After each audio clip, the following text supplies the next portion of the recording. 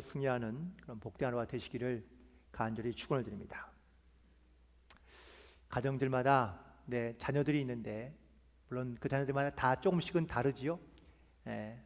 잘하는 자녀도 있지만 사실은 잘 못하는 자녀도 있는데 어떤 가정이요, 자녀들을 등급으로 5등급을 나누었는데 자녀들이 이렇게 등급을 나누었습니다. 1등급 엄마 말도 잘 듣고 공부도 잘하는 아들. 그런데 이런 아들은 꼭 옆집에 있더라고요. 2등급인 아들입니다. 엄마 말은 잘 듣는데 공부는 못하는 아들. 이거는 이해할 수 있죠. 그래도 효성과 마음이 착하면은 그러면은 괜찮은 아들인 것 같습니다. 세 번째 아들은 엄마 말은 잘 안 듣는데 공부는 잘하는 아들입니다. 그런데 이런 아들은 좀 싸가지가 없습니다. 4등급은 엄마 말도 안 듣는데 공부도 못하는 아들입니다. 답이 없죠. 그 다음에 5등급이 있습니다. 이 5등급 지혜비를 쏙 담은 아들. 왜 꼭 이렇게 말썽꾸러기 아들은 꼭 아비를 닮았다고 이렇게 얘기하는지. 부모와 자식의 관계를 보면은 참 부러운고 아름다운 건강한 관계도 있지만 사실 그렇지 못할 경우도 있거든요. 근데 부모와 자식 간의 관계를 네 가지로 좀 정리해 본다면은요, 첫 번째는 절대 바꿀 수 없는 관계라는 사실입니다. 부모가 마음에 들지 않는다고 혹은 잔소리가 많다고 매일 꾸중한다고 부모를 바꿀 수 있습니까? 자녀가 말을 듣지 않는다고 혹은 남의 집 아이보다 뒤떨어진다고 이쁘지 않다고 자녀 또한 바꿀 수도 없습니다. 그래서 내 마음대로 바꿀 수 없는 관계가 바로 부모와 자식 간의 관계인 것이죠. 두 번째는 유일한 관계이기 때문에 그렇습니다. 세상에 수많은 사람들이 존재하지만 혈연적으로 피를 나눈 관계는 바로 부모와 자식 간의 관계이죠. 물론 가끔은 가슴으로 낳은 그런 자녀도 있다고 말하기도 합니다. 그런데 본능적으로 혈연적인 이러한 관계와 자녀를요 끊을래야 끊을 수 없는 관계가 바로 이 부모와 자식 간의 관계인 것이죠. 세 번째는 선택할 수 없는 관계라고 이야기합니다. 이렇게 부모와 자식 간의 관계가 매우 중요하지만 앞서 말씀드린 대로 자기 마음대로 부모를 선택할 수도 없고 자기 마음대로 자식을 선택할 수 없습니다. 그래서 선택할 수 없는 관계라는 거죠. 네 번째는 그러므로 평생을 유지해야 되는 관계라는 겁니다. 직장 동료나 친구는요, 원하면은 좋은 관계가 될 수도 있지만 원치 않는다면 그 관계를 끊어버릴 수도 있습니다. 하지만 부모와 자녀와의 관계는 중간에 끊어지거나 바꿀 수가 없다는 것이죠. 평생을 유지할 수밖에 없는 관계이므로 사실 자녀에게 물론 여러 가지 많은 필요한 요구사항이 있지만 사실 더 큰 책임감을 주는 것은 바로 부모에게 있기 때문에 이 부모의 역할이 매우 중요한데 이 부모의 역할의 세 가지의 특징은 첫 번째는 바로 양육자의 역할인 것입니다. 부모는 아이를 건강하게 성장할 수 있도록 때와 혹은 또 환경을 잘 만들어주고 그 아이를 잘 보살펴야 될 양육자의 의무가 있고 역할이 있습니다. 또한 동시에 두 번째는 교육자의 역할입니다.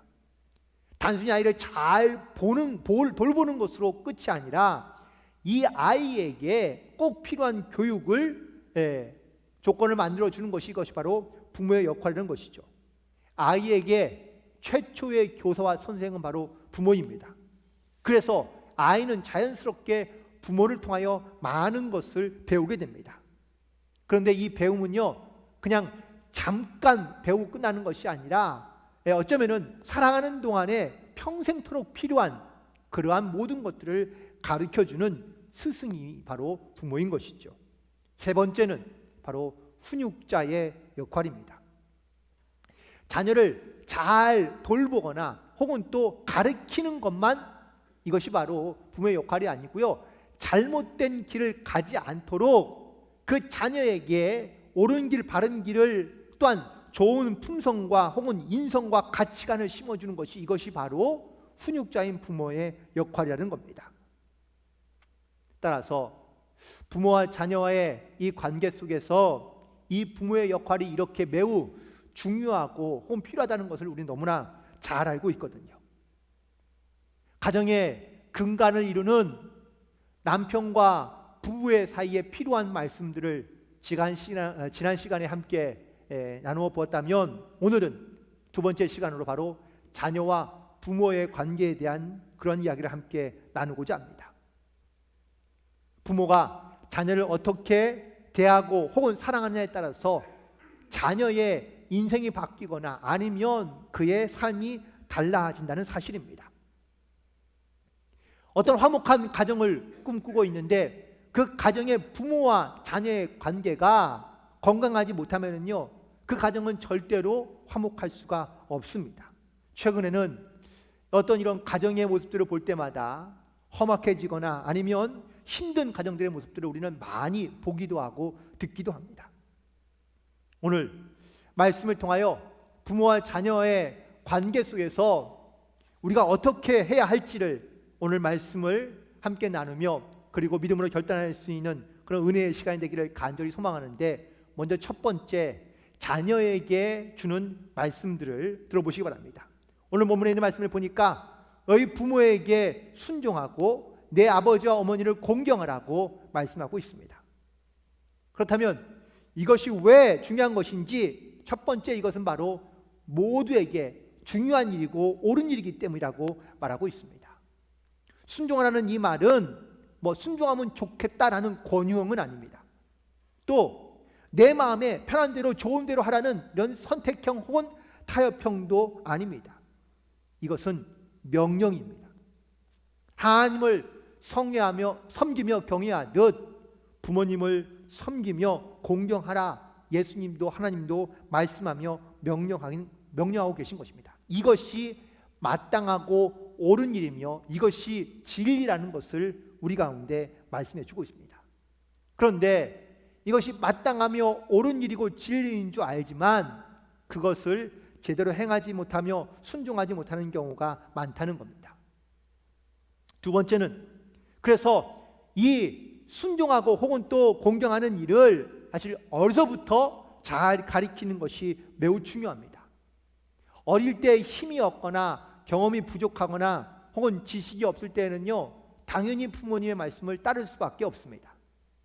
그런데 시간이 지나서 스스로 판단할 수 있는 그런 능력도 생기고 힘이 생기기 시작하면 자녀들은 부모를 떠나거나 아니면 부모의 말에 순종하지 않는 경우가 많습니다. 심지어 나중에는요, 이렇게 잘못 부모에게 사랑을 받지 못한 자녀들이 때로는 삐뚤어져 가거나 심지어는 부모를 무시하거나 학대하는 경우도 볼 수 있습니다. 부모에게 순종한다는 것은 어떠한 학습이나 아니면 지식을 통해서 만들어지는 게 아닙니다.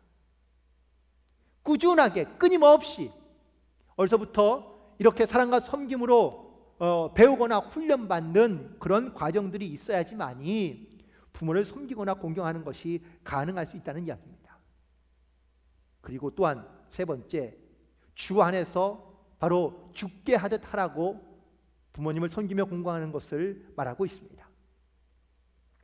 직장 생활을 하다 보면 직장 상사의 어떤 명령과 말은요, 마치 하늘과 같다고 이렇게 생각하는 사람들이 많습니다. 그런데 이런 사람들이 집에 돌아오면은요, 조금 달라집니다. 마치 밖에서 내가 받았던 온갖 그런 어떤 스트레스와 불만들을 마치 집안에서 풀어놓는 듯, 보상받고 싶은 듯 자녀에게 혹은 부모에게 혹은 남편에게 아내에게 그 모든 짜증과 화를 다 풀어내는 사람들이 종종 있습니다. 이렇듯 만약에 밖에서 있었던 모든 스트레스를 가지고 가정에다 풀어놓는다면 가정이 또 다른 전쟁터가 되고 말 것입니다. 앞서 언급했지만 부모가 자녀를 선택할 수 있는 것도 아니고요, 자녀가 부모를 선택할 수 있는 것도 아닙니다.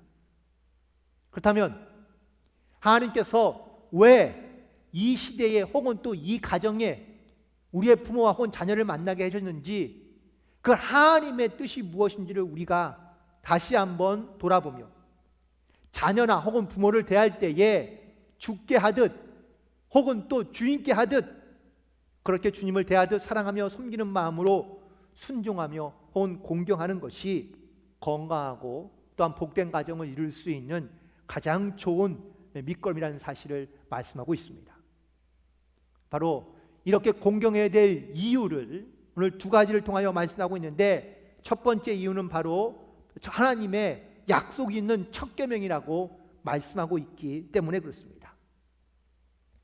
요즘 시대는요, 부모가 자녀들에게 공경받기 쉬운 시대는 아니라는 말씀들을 많이 하십니다.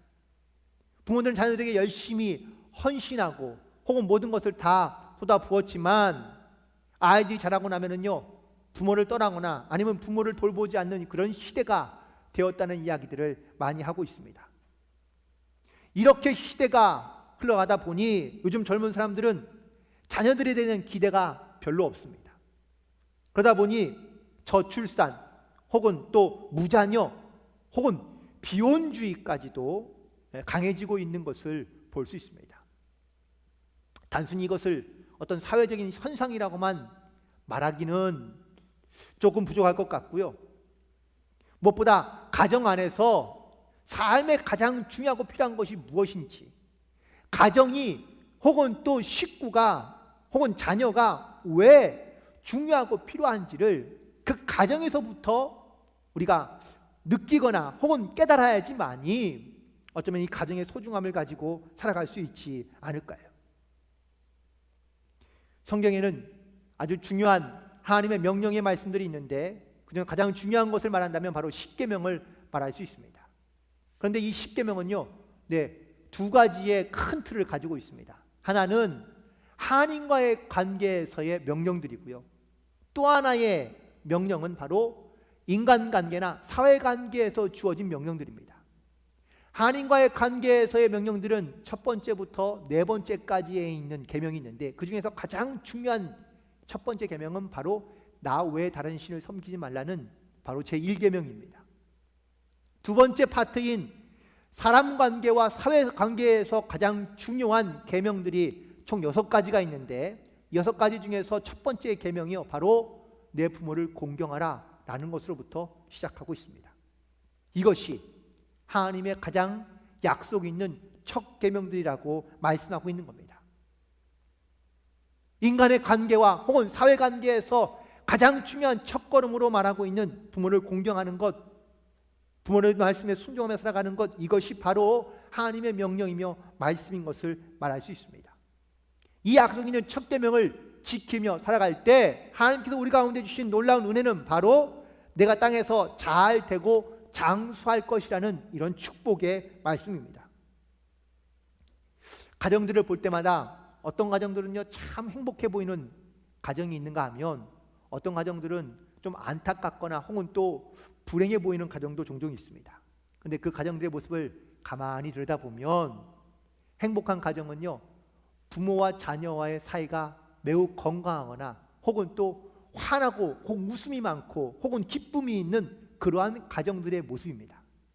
하지만 반대로 좀 불행한 가정들의 모습을 가만히 보면 가족들 간에 불화가 많습니다.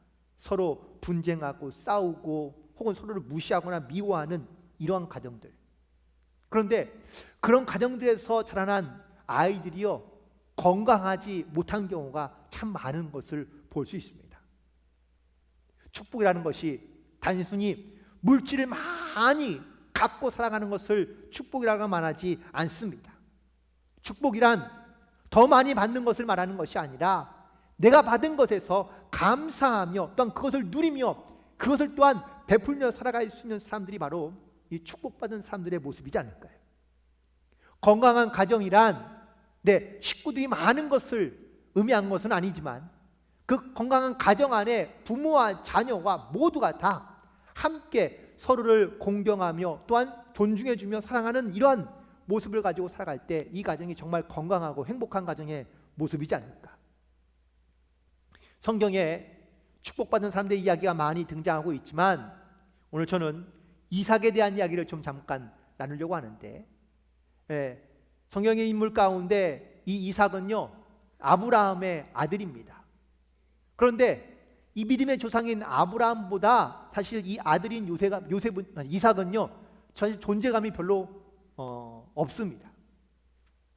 또 자기의 아들이 야곱인데 이 야곱의 파란만장한 인생의 스토리를 보면은 이삭은 너무나 평탄하거나 혹은 또 큰 어려움 없이 지나왔던 것을 볼 수 있습니다. 하나님은 이런 이삭에게 창세기 26장에 보니까 그에게요, 농사를 지을 때마다 100배의 결실을 맺게 하고 또 그에게 큰 거부가 되게 하셨다고 말씀해 주고 있습니다. 그런데 이삭이 이렇게 축복을 받을 만한 이유가 과연 무엇일까? 라는 것을 성경에서 찾다 보니 그 이유를 창세기 22장에서 발견하게 되는데, 22장에 보면은요, 아브라함이 100세에 얻은 이 아들 이삭을 너무나 사랑하자 하나님께서 이 아브라함의 믿음을 시험하시고자 말씀하십니다. 내 아들 이삭을 나에게 바치라는 겁니다. 그 말씀을 듣고 이 아브라함이요, 이 아들과 종들을 데리고 제사를 드리러 산으로 올라갑니다. 그런데 말씀을 묵상해 보면서, 아니 아브라함이야 하나님께서 믿음을 시험하시겠다고 말씀하신 것은 이해가 되지만 아들 이삭은 무슨 죄입니까? 정말 아들 이삭을 바친다면 이 아들 이삭은 과연 왜 이렇게 바쳐야만 될까요? 그래서 아들 이삭이 아버지에게 함께 가면서 묻습니다. 아버지, 우리가 제사를 드리는 제물은 어디에 있나요? 라고 묻자 이 아브라함이 아들 이삭에게 말하기를 하나님께서 예배해 주셨을 거야 라고 이렇게 말하며 산으로 올라갑니다. 드디어 제물을 바쳐야 되는데 제물은 없고요, 동물은 없고 이 아들 이삭을 묶어서 제물로 바칩니다. 물론 어린 나이긴 했지만 이 이삭이 그 상황을 왜 반항하지 않고 순종하며 받아들인 것일까요? 저는 물론 아브라함의 이 아들을 바치는 믿음도 너무나 대단한 믿음이지만 이 아버지의 말에 순종하며 또한 그것을 받아들이고 있는 이 아들 이삭의 믿음이 참 대단한 믿음이라고 여겨지게 됩니다. 이 사건 이후로 하나님은요, 이 이삭에게 복을 주시기 시작하십니다. 그가 가는 곳마다 그는요, 많은 물질을 얻게 되고 복을 받게 됩니다. 심지어 그는요, 그 고대의 어려운 시대에도 우물을 한번 파기 시작하면 그 파는 곳마다 물이 콸콸 넘치는 이런 놀라운 은혜를 경험하기도 합니다. 그가 가는 곳마다 하나님께서 거부가 되게 하시고 그 땅을 복되게 하십니다. 그의 이 복된 사람의 그 근원과 이야기의 시작이 바로 그의 믿음으로부터 혹은 또 부모님의 말씀에 순종으로부터 시작되고 있다라는 것이지요. 오늘 본문에서는 자녀들에게 그래서 부모에게 순종하며 부모를 공경하라고, 이것이 내가 땅에서 잘 되며 장수되는 비결이라고 우리 가운데 말씀하고 있습니다. 단순히 우리가 복을 누리거나 혹은 장수하기 위함이 아니라, 그 목적이 아니라 정말 내게 주신 하나님이 주신 이 귀한 우리의 부모님들을 잘 공경하며 섬기며 살아가는 것이, 이것이 하나님의 말씀이며 명령이며 또한 이것이 진리인 것을 꼭 깨닫고 부모를 공경하며 또한 섬기며 살아갈 수 있는 우리 모두가 되기를 간절히 소망합니다. 하지만 부모에게 주시는 말씀만 있는 것이 아니라 자녀들에게 주시는 말씀도 있습니다. 또 부모에게 주시는 말씀도 있습니다. 오늘 부모에게 주시는 말씀은 바로 내 아비들아, 너희 자녀를 노엽게 하지 말고 주의 교훈과 훈계로 양육하라고 말씀하고 있습니다. 그런데 부모에게 주시는 말씀 가운데 내 자녀를 노엽게 하지 말라는 말씀은 과연 무슨 말씀일까요? 이 말씀을 저는 이렇게 말씀드리고 싶습니다. 선한 마음을 가지고 대하는 겁니다.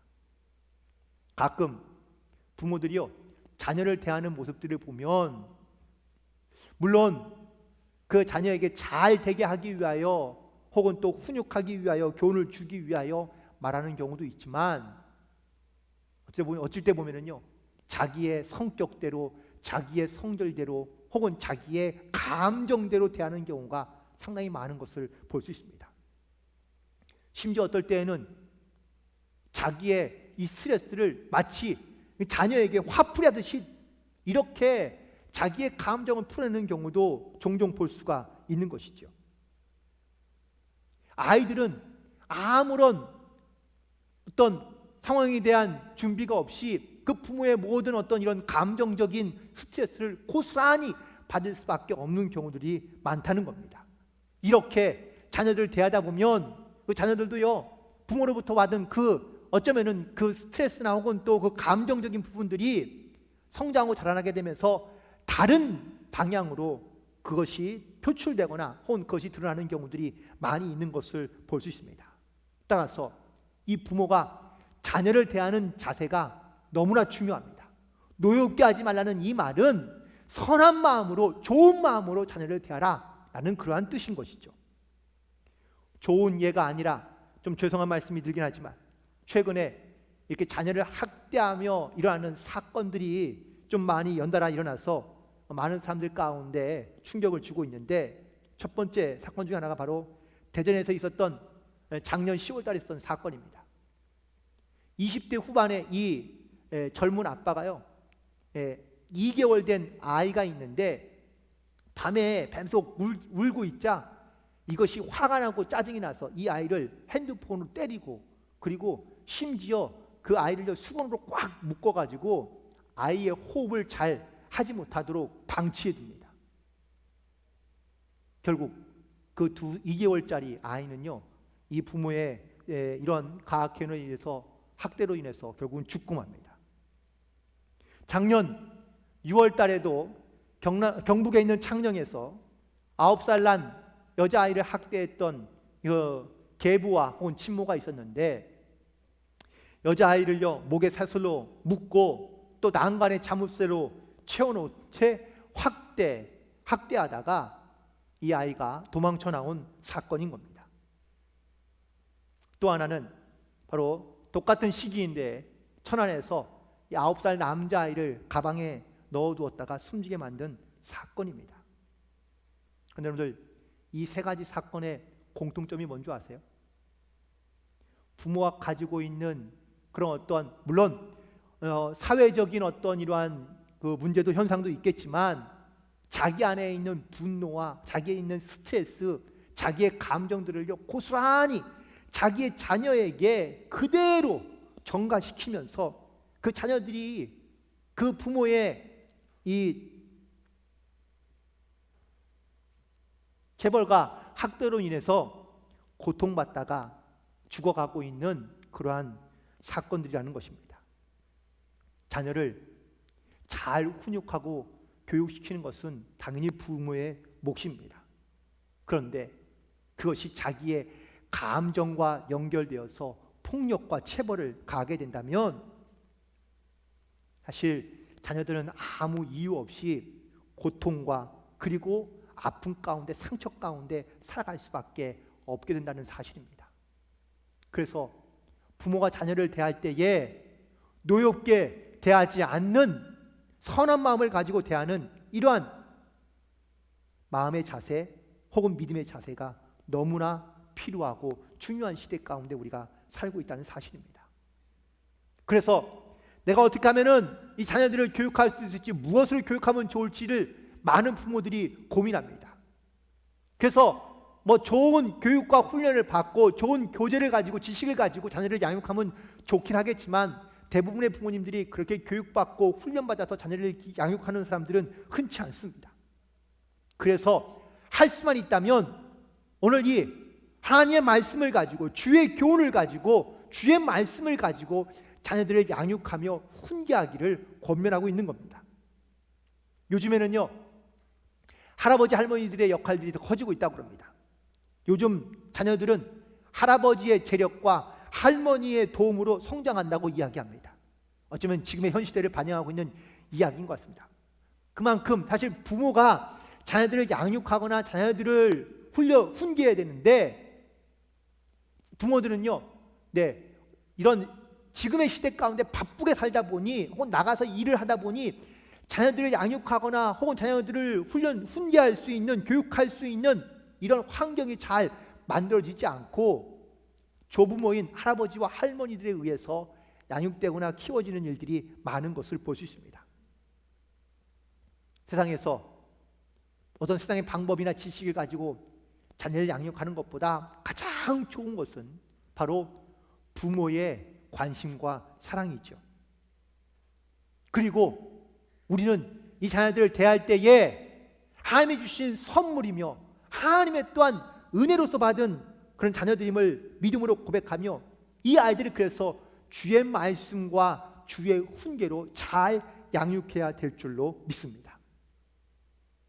최근에 이러한 증후군이 있다고 합니다. 뒷모습 증후군. 이 말의 뜻은요, 최근 이 가족들이 흩어지는 시간이 많고 각자의 시간들이 많아지게 되면서 아이의 얼굴을 보지 못하고 뒷모습만 보는 일들이 많아지게 되고, 또한 이렇게 익숙해져 가는 사회 현상을 바로 이 뒷모습 증후군이라고 말하고 있는데, 바쁘게 살다 보니요, 나가는 아이의 뒷모습에 대고 이야기하는 겁니다. 야, 오늘도 조심해라. 야, 건강해라. 야, 공부 열심히 해라. 그런데 뒤통수에 대고 얘기하는 말은요, 관심조차 없다는 겁니다. 들어도 들리지 않고 혹은 들으려 하지 않는다는 겁니다. 우리도 마찬가지 아닐까요? 누군가 내 뒤통수에 대고 누군가 무슨 말을 한다면 여러분 그게 잘 들리시나요? 무언가를 얘기하려 한다면, 무언가를 전하고자 한다면 얼굴을 마주보고 해야, 그래야 정확하고 명확한 나의 말을 전달할 수 있을 겁니다. 그런데 자녀들을 양육하면서 우리는 아이의 뒤통수에 대고만 이야기합니다.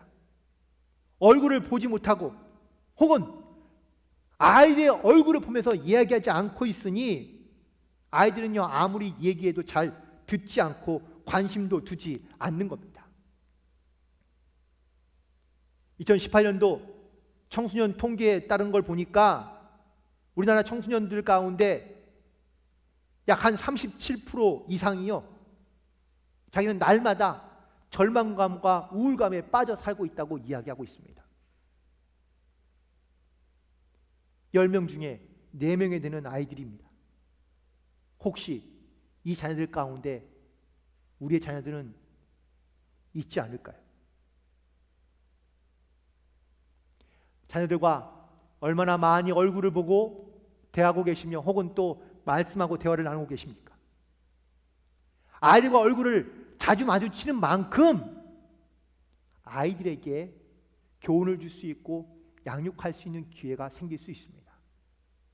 하지만 아이들의 얼굴을 보지 못한 채, 보지 않은 채 뒤통수에만 얘기한다면 자녀들은 절대 그 말을 듣지 않습니다. 우리가 하나님의 말씀을 이렇게 나와서 주의 얼굴을 뵙듯이 우리가 얼굴을 마주하고 주의 말씀을 들어야 우리도 하나님의 말씀을 듣는 것 같지 않나요? 그런데 우리가 주의 얼굴을 대하듯 주의 말씀을 듣지 않는다면 우리는 아무리 하나님의 말씀을 들어도 그 말씀을 듣지 않은 채 혹은 그 말씀에 관심을 두지 않은 채 우리는 살아갈 수밖에 없다는 사실을 다시 한번 깨닫게 됩니다. 그래서 하나님 앞에 우리의 얼굴을 마주 대하듯 주님 앞에 우리의 얼굴을 내어놓고 주의 말씀을 들을 수 있는 그러한 믿음이 필요하고 또한 그런 은혜가 필요한 줄로 믿습니다. 여러분 자녀에게도 마찬가지입니다. 자녀들에게 여러분의 얼굴을 마주하고 여러분들이 꼭 하고 싶은 말씀들, 교훈들을 자녀들에게 말씀해 주시기 바랍니다. 우리가 살아가고 있는 세상은 급변하는 세상 가운데 살고 있다고 이야기합니다. 가치관도 도덕도 윤리도 급변하고 있습니다.